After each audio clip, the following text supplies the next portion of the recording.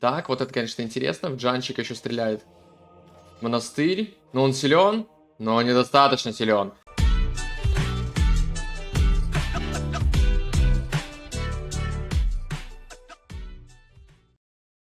Привет! Давайте продолжим смотреть за турниром Антимета Турнир 2, где собрали самые трешовые чуваки, и они играют на самых трешовых картах, и специально очень необычно. Но давайте посмотрим конкретно, потому что это второй полуфинал, и до сюда дошли Survivalist. Тот еще мастер использования всяких необычных юнитов, осадных вышек, миссионеров и прочего барахла в эпохе. Против Бири, игрока, который, соответственно, по которому я даже делал видео, где он играет только крестьянами и добирается до рейтинга 2000 лишь только одними крестьянами. Задумайтесь. Да, и в целом он любит играть именно ими. Но здесь у нас Survivalist играет на цивилизации У, новой нации. Очень сильно на гибридных картах, но это миграция. Здесь, в принципе, да, есть и земля, есть и вода. Посмотрим, что из этого получится. Против армян. Ну что, какая-то интересная карта, генерация интересная, миграция. Ого, так далеко можно сюда уйти, поставить супер форвард док. Оказаться очень действительно далеко. Внутренней воды нету, здесь тоже, в принципе, в этом. Тут все балансно, интересно. Ну и земля огромная, миграция, то есть заключается в том, чтобы мигрировать на большой остров и там забирать ресурсы, там основное количество леса. Хотя все же здесь тоже его не так мало. Ну, особенно у сурвайвалиста можно даже жить тут. Жить до импов, возможно, даже. Интересно, он лесопилку выбрал такую довольно далекую. Здесь же явно молкарт просто поставлен стандартненько, но рядом золота нету. Так, ну, это как бы рядом золото, но это уже считается неэффективно на про уровне. А уровень это профессиональный, сурвайвалист практически 2500, Бири практически 2400, ну, 2424. Давайте немножко ускорим старт. Поговорим больше про нации. Нация У нее каждый док и военное здание дает по 65 еды. Пехота регенит здоровье. Также есть Джан мечники, супер мощные мечники, которые опять же будут хиляться. Супер мощные, супер бронированные, но после того, как у них меньше чем 45 хп становится, они переходят в режим крови и убийства. Также у них мечники получают плюс 2 атаки в имперской эпохе, ну и Хейгуан кавалерия, замена обычной кавалерии рыцарей.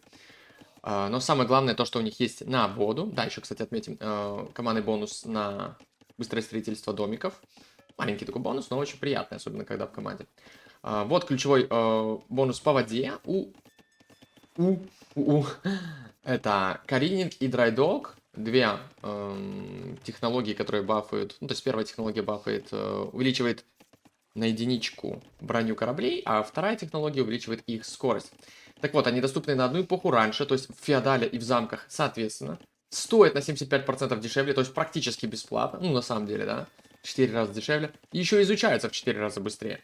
То есть, в общем-то, нажал, победил. Нажал, победил. Супер бронированные фаершипы и супер быстрые фаершипы в замковой эпохе. Почему бы и нет. Также у них есть третья стрела. Смотрим, насколько открытых дерево технологий по воде. Супер открыто, если у Чуани, но нету ключевого имперского апгрейда на дешевизну кораблей и на их быстрый спам. Здесь мы уже видим у Бири 2 дока. У него старт посильнее. Ну как посильнее? Просто здесь сурвайвалист поставил док, всего лишь 2 рыбки и нажал довольно ранний переход. Соответственно, собирается играть по воде в феодале, как будто бы. Здесь крестьяне добираются до дока и будут строить, но потом будут обходить здесь работать, видимо. Плюс 65 еды снова, но мы видели транспорт. Мы видим транспорт в заказе. 2 лесопилки по стандарту. Люди на золоте. Здесь аж 3-й док, это больше на фишбум похоже. Здесь рыбок уже 10, в отличие от 4. Даже немножко замедлимся. Итак, пересылается всего лишь скаут, даже без жителя. Скаут может разведать, забустить счет очень сильно. Ну и 2 фаершипа. Неужели будет ранний карининг? Очень интересно, если так будет, я бы на это посмотрел. Будут ли добавляться еще лодочки? Ну, тут вообще всего лишь 2 дока, это обычно... Это необычно. Ну что, супер агрессивно никто не играл. Я имею в виду делать транспорт, пересаживать жителей на сторону врага, да, и ставить форвардные доки, чтобы убивать рыбу. Такого нет. Фаершипы плывут, делаются еще 2, и наконец-то пересылается 6 жителей. Почему-то одному места, видимо, не хватило. Да, теперь в транспорты можно по 20. Capacity 20 у нас. Опа, мужик. Побухал, тут порыбачил и убежал дальше. Разбрелись челы и все. Билли делает стандартный фишбум в фасткасл, и получается у него это прекрасно. На дешевых мулкартах, да. В принципе, его бонусы это самое важное, то что мулкарты его дешевые. В них можно скидывать и лес, и дичь, и камень, и золото. Также технологии на мулкарты более эффективны на 45%. То есть вот эти технологии, да, вот этот и вот этот. Золото, камень и лес. Не фермы, не тачки. Так, также доступна пехота на одну эпоху раньше.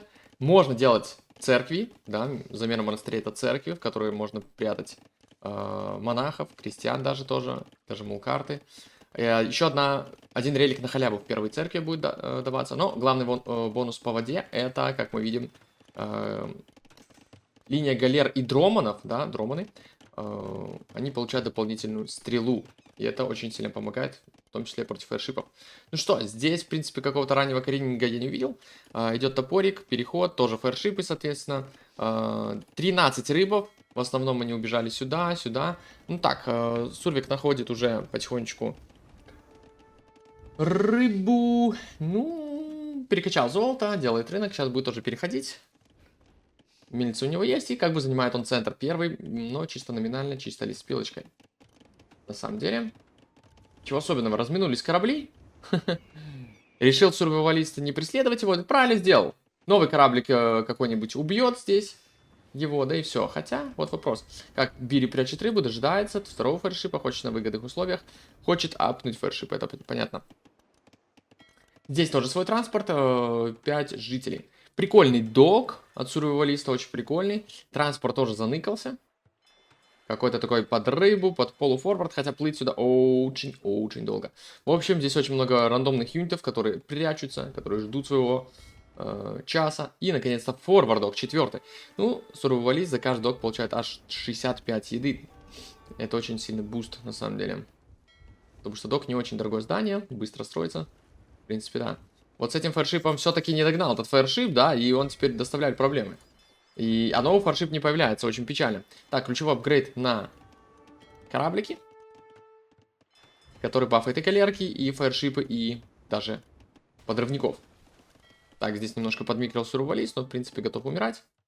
Окей. Здесь у нас что происходит? Скаут довольно ранен, увидел челов, и в принципе все. Выход ратуши, не церкви. Интересно, тут аванпост, но он особо ничего не видит, я думаю. Бири тоже не увидел форвард ока. Так, ну и все. Как видите, на идеальных условиях Бири принимает тут бой. Сейчас рыба начнет работать. Здесь у него ТЦшка, здесь разведка, здесь фаершип убегает, транспорт живой. И карининг супер дешевый и супер быстро действительно делается. И еще в феодале, потому что еще 40 секунд сурвивалисту надо ждать. Здесь появляется бара, который тоже даст 65 еды. Это круто. Круто, круто. Ягоды игроки в целом должны игнорить. По одному кресту здесь, да. Едой здесь занимаются рыбаки. Рыбаков 13 на 5. И вообще, честно говоря, сурвалист за счет раннего перехода тут ничего толком не добился. Не убил ни одну рыбу. Но здесь пытался поставить церковь на форварде Бири. Немножко брак ему помешал, и он делает церковь, которая тоже строится супер быстро. Посмотрите. И вы не успеваете ее отменить. Здесь же уже проблемы у сурвалиста по воде очень серьезные. Но он делает свою осадку. А что в бараке? Он делает, конечно, джанов. Итак, еще и драйдок супер дешевый, то есть его корабли будут еще и быстрее. Угу.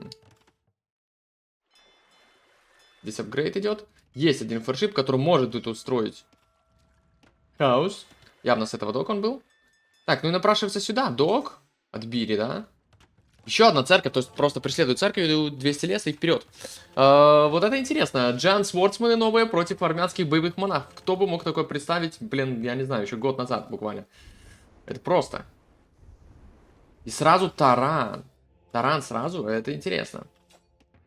Здесь, в принципе, я не уверен, что Бири удержит эту позицию, на самом деле. Потому что таран плюс джаны, которые могут хиляться. Это вам не это. Добытые ресурсы у армянина просто больше, чем на 1000 больше, уже 10100. И добываются они слишком быстро, я даже не знаю, что с этим делать. Ну, что с этим делать? 4 рыбака было выжжено этим фаершипом, ребята, как видите. Уже хоть что-то. Транспорт снова спрятался. Сверху очень много каких-то фаершипов. Таран пока один. Скаут гоняет крестов. Нет, боевой монах. Воу, парень, а ты знаешь, что ты всех крестов так сольешь? Сюрвалист.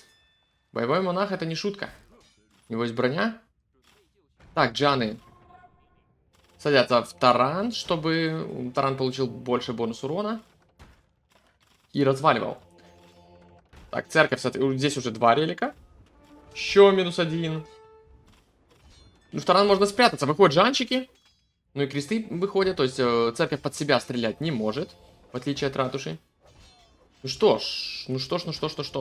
Крестьяне эвакуируются. Делается еще одна церковь. Стрелы не качал.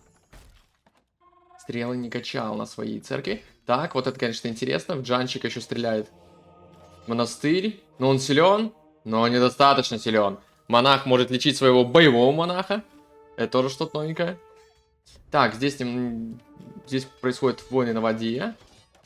Таран попался под горячую руку монахов. Его пытаются чинить сурвалисты. Даже получается в последний момент. Тут джанчики, собственно, супер сильны. Здесь очень много чего может стрелять у Бири, но стреляет оно слабо, делается святость. Здесь сидят 2 боевых монаха, они хиляются еще и в церкви. Друг друга они там не хиляют. Вроде как. Бегают дальше. Церкви поцелены. Сурвалист начинает цепляться. Вот эти вот здания очень эффективно работают. Но давайте посмотрим. Ух ты, монаха слабо пробивает, потому что урон у джанчика всего лишь 8, но 11, как только он переходит в режим меньше 45 хп. Так, что тут рыба на форварде делает, а? Умирает. Ну, на воде ситуация тоже сложная, на самом деле. Здесь, я думал, сурвалист посыпется быстрее. Еще просто бесконечно церквей ставит здесь, забирает релики, как бы, почему бы нет, чтобы они крыли друг друга, чтобы тараны так просто здесь не прошли. Наконец-то, кстати, или мне кажется, да, вот здесь док ставится, я же вижу. Я же вижу это. И делается броня. На кого броня? На пехоту. Вот же она, пехота. Они же Warrior Присты. Кстати, недавно делал видос, где Warrior Присты просто решают. Обязательно посмотрите. Так, ну это очень много крестьян здесь перешло, но ресурсов на замок не собирал. Не собирал здесь камень, нет такого. Здесь, конечно, экономика, честно говоря, немножко похрамывает. Эффективность экономики вообще 33% в последнее время, ну потому что эти кресты ничего не делают. Тараны идут куда? Обратно в транспорт? Не понимаю, что происходит на воде. Ну вот эти фаршипы, которые быстрые, по идее, да, 1.35, скорость 1, а здесь 1.55. Большая разница. Но как тут это поможет? Немножко брони тоже не сильно помогает. Броня больше против галер помогает, честно говоря. Угу, еще одна осадка, потому что здесь боевые монахи все разрушают. Они очень дешевые, в принципе, как джанчики. И нужно их делать все равно. Так, они еще отсюда делаются, копятся, убегают. По скорости давайте сравнимся. 0.85 против 1.00. Но просто это армянин еще скорость не сделал. Не здесь, да, не здесь. Ай-яй. Свою скорость делает еще сурвалист.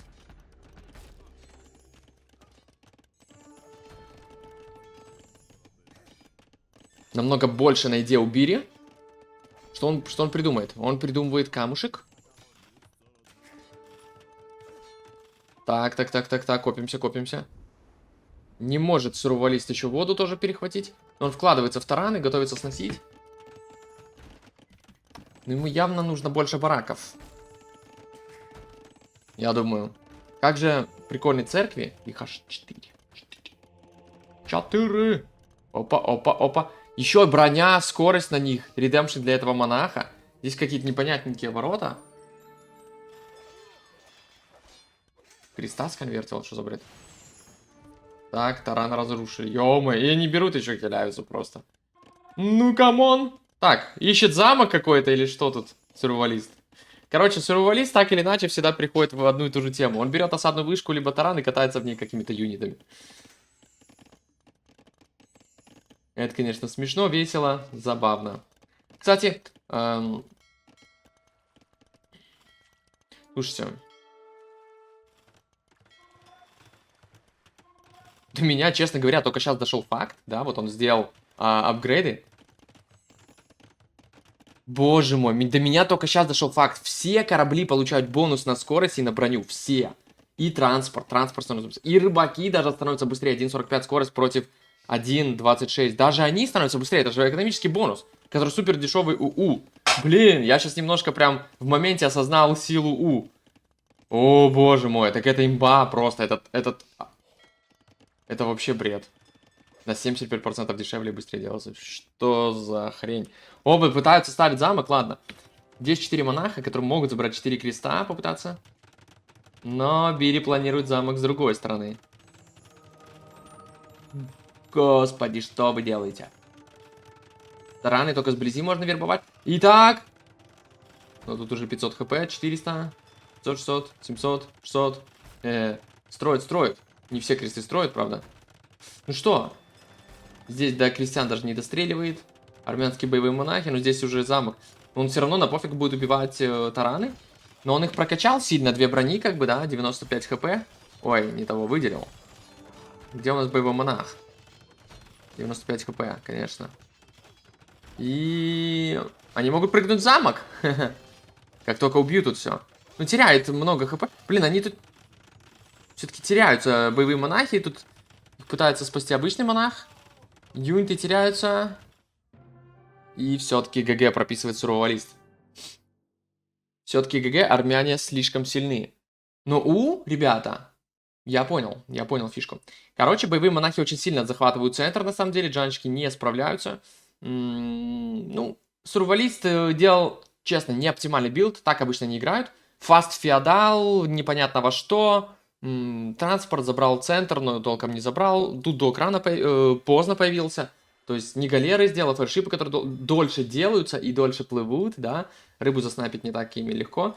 В общем, не оптимально сыграл сурвалист в этой матче, поэтому проигрывает, и счет становится 3-3. Но он выигрывает последнюю катку и попадает в финал турнира, который будет против, по-моему, Маце. Сурвалист Маце, и оттуда мы тоже несколько игр обязательно посмотрим. Но знаете, что вот я заметил реально в моменте? То есть вообще корабли, в принципе корабли, да, становятся быстрее и бронированнее. Не какие-то там военные корабли, а в принципе, это очень важно. То есть, если ты шел в феодал, то ты мог сделать как? Фаершип, потом еще один фаершип, и здесь технология. Все, твои корабли уже быстрее становятся. Это просто забей. Это must have. Ты вообще ничего не теряешь. Ты не теряешь ни ресурсов, ни времени работы дока практически. Отлично. Но Бири показал здесь надежную игру, а Сурвалис, честно говоря, не сильно надежную. Но не хотел... Рано он пошел в какие-то тараны, мне кажется. Надо ему больше бараков делать. Давайте глянем. АП ему 55-47. 14 боевых монахов, но всего лишь 9 Giant Swordsman. Обычные монахи тоже помогли их законтрить. Да, неплохо, в принципе, раскачивал боевых монахов.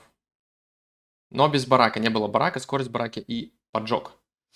Да, а здесь даже вообще не раскачивал своих пацанчиков. Ну, слабо вложился. И вот эти апы действительно могли бы прийти пораньше, особенно первый. Так, по армии аж 34 было. По экономике, конечно, тоже разгром. Еще и релики в придачу.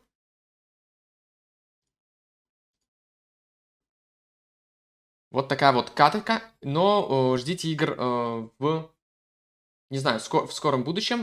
Именно из финала этого турнира там тоже будет... Там будет что-то необычное.